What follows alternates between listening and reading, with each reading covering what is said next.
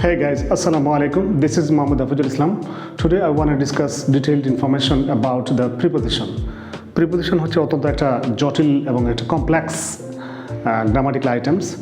বেশিরভাগ স্টুডেন্টসরা এটা নিয়ে অনেক প্রবলেমের মধ্যে পড়ে যায়। ডিফারেন্ট এক্সামস যেমন SSC, HSC, job related BCS এবং university admission, engineering university admission, যত অ্যাডমিশন টেস্ট এবং যত কম্পিটিটিভ এক্সামস আছে সবগুলোতে কিন্তু এই প্রিপোজিশনের কোয়েশ্চেনটা থাকে, কারণ এটা দিয়ে খুব সহজে স্টুডেন্টদেরকে কনফিউশনের মধ্যে ফেলে দেওয়া যায়।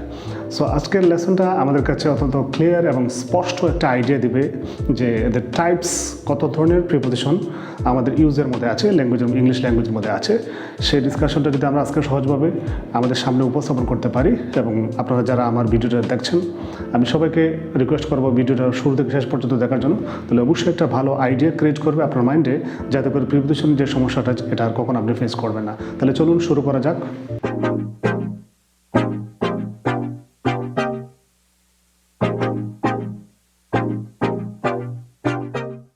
Yes guys, welcome back to my channel magnificent English.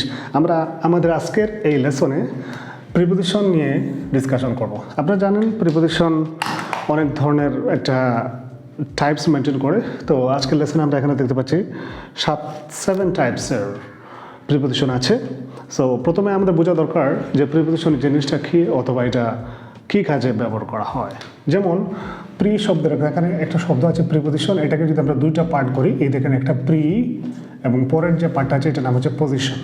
তাহলে প্রি শব্দের অর্থ আমরা জানি, প্রি মানে পূর্বে, এবং এখানে পজিশন আছে, পজিশন মানে হচ্ছে অবস্থান, অর্থাৎ পূর্বে অবস্থান। কোনো নাউন বা প্রনাউনের পূর্বে যখন একটা প্রিপোজিশনস বা যে কোনো প্রিপোজিশন বসে নাউন এবং প্রনাউনের মধ্যে অথবা সাবজেক্টের সাথে যে সম্পর্ক স্থাপন করে, এটার নাম হচ্ছে প্রিপোজিশনস। তাহলে প্রিপোজিশনসগুলোর ছোট্ট একটা এক্সাম্পল যদি বলি, আমি যেমন he is living at his house, অথবা he is living in a small cottage.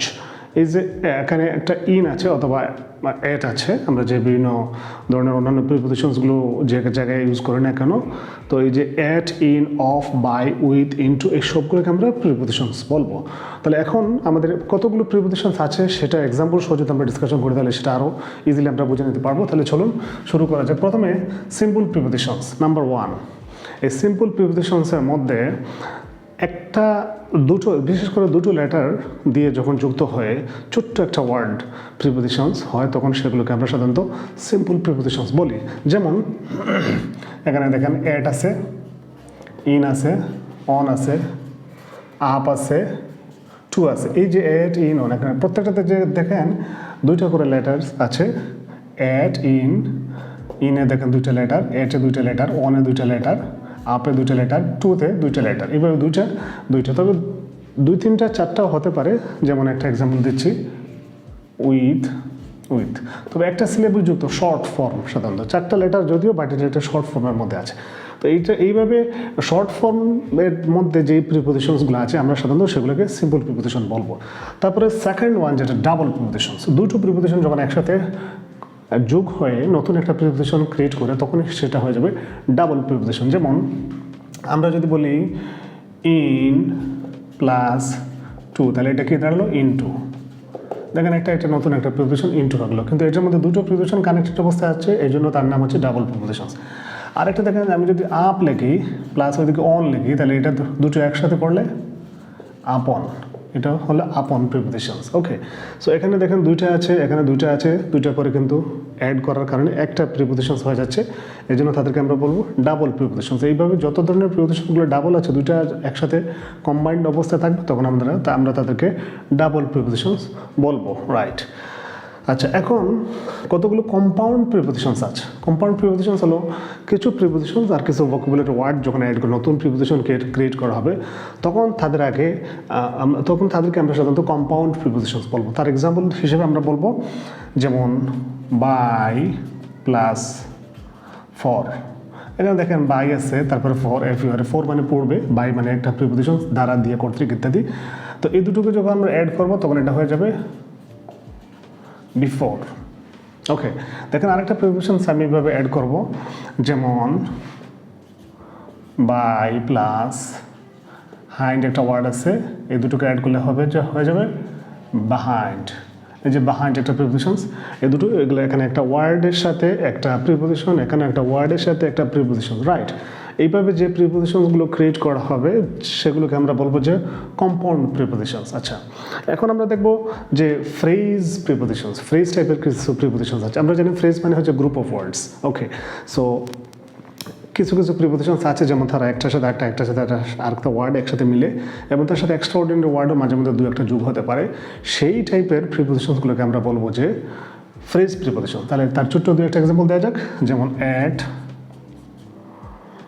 এখানে আমরা বলবো যে বাই ডিন্ট অফ। দেখেন এখানে একটা বাই আছে, তারপর এখানে একটা অফ আছে, এখানে ডিন্ট আছে, বাই ডিন্ট অফ। এই টাইপের যে সমস্ত প্রিপোজিশনসগুলো হয় বাই ডিন্ট অফ, সো এক্ষেত্রে আমরা তাদেরকে ফ্রেজাল প্রিপোজিশনস বলবো। আমাদের আরও কিছু প্রিপোজিশন দু একটা ওয়ার্ড আমাদের সাধারণত নর্মালি আমরা দেখে থাকি, যেমন অ্যাট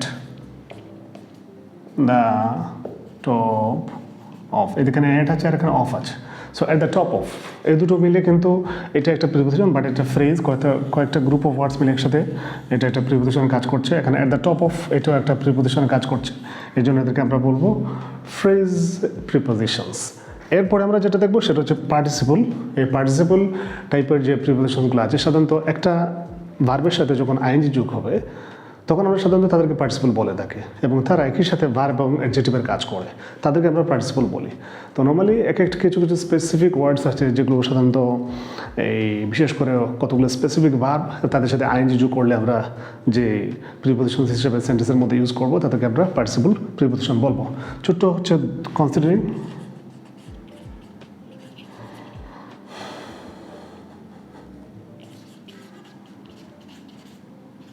দেখেন একটা ওয়ার্ড হচ্ছে কনসিডারিং, এটা কিন্তু একটা প্রিপোজিশন হয়ে গেছে। কীভাবে? যেমন এখানে আমি ওই জিনিসটাকে কনসিডার করে কোনো একটা কাজ করতেছি, এইভাবে কনসিডারিং বলে কোনো ওয়ার্ড নিয়ে এসে একটা সেন্টেন্সের আগে যদি আমরা বসাই এবং পরে যখন আরও কতগুলো সাবজেক্ট বা অবজেক্ট দিয়ে একসাথে আমরা সুন্দর একটা সেন্টেন্সের ফর্ম ক্রিয়েট করবো, তখন আমরা সাধারণত তাকে পার্টিসিপল প্রিপোজিশনস বলবো।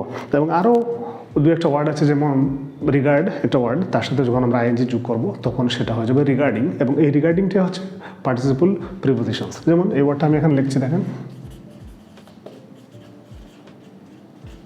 রিগার্ডিং, এই ওয়ার্ডটাও একটা প্রিপোজিশনস। যেমন আমি যদি এইভাবে একটা সেন্টেন্স বলি, I want to say something regarding my college, I want to say something regarding my job, I want to say something regarding climate change। এখানে দেখেন রিগার্ডিং শব্দটা অ্যাবাউট না বলে আমরা রিগার্ডিং বলছি। কনসিডারিং আমরা এখানে এইভাবে ইউজ করতে পারি যে কোনো জায়গায়, I want to say something considering your present situation. এই টাইপের কোনো সেন্টেন্স আমরা বললে এখানে কনসিডারিং অথবা রিগার্ডিংকে প্রিপোজিশন হিসেবে আমরা ইউজ করতে পারি। এখন দেখা যাক ডিসগাইজড প্রিপোজিশনটা কীভাবে হয়। দেখেন ডিসগাইজড সাধারণত আমরা জানি কেউ যদি লুকিয়ে থাকে এবং সে অন্য একটা প্রিটেন্ডিং ডিফারেন্ট একটা শেপ নিয়ে সবার সামনে প্রেজেন্ট হয় নতুন আকারে, কিন্তু এটার ভিতরে কোনো একটা লুকিয়ে থাকা জিনিস থেকে যায়, এই ধরনের কোনো কিছুকে সাধারণত আমরা প্রিটেন্ডিং অথবা ডিসগাইজড এই ধরনের মিন করে থাকি, রাইট।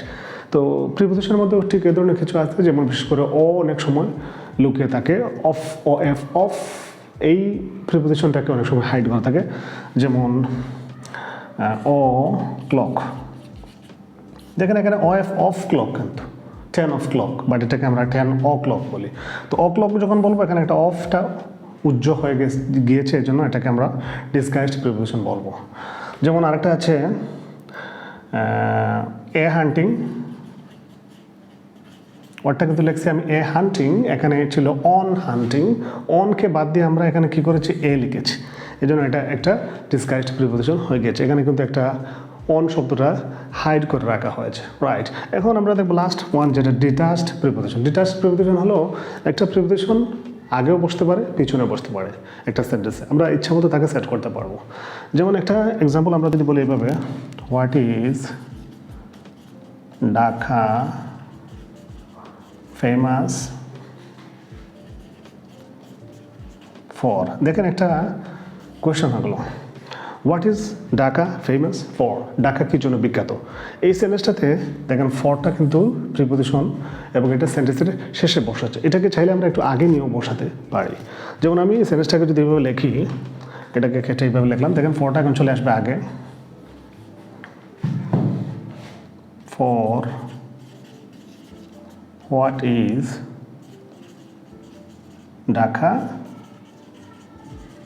ফেমাস, কোয়েশ্চেন মার্ক দিলাম, এখানে এই ফরটা দেখেন আগে চলে আসছে, ফরটা আগের সেন্টেন্সে ছিল পরে, বাট এখন আমি লিখলাম যেখানে এটা চলে আসছে সেন্টেন্সের প্রথমে।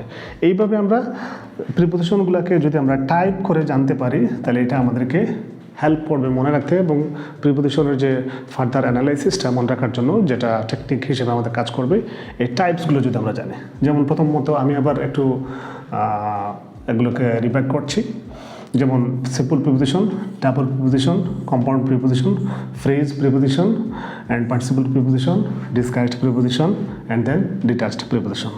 ওকে guys, thank you very much, have a nice day. আজকে এখানে আলোচনা শেষ করছি, দেখা হবে নেক্সট ভিডিওতে। Thank you very much, tata, bye by.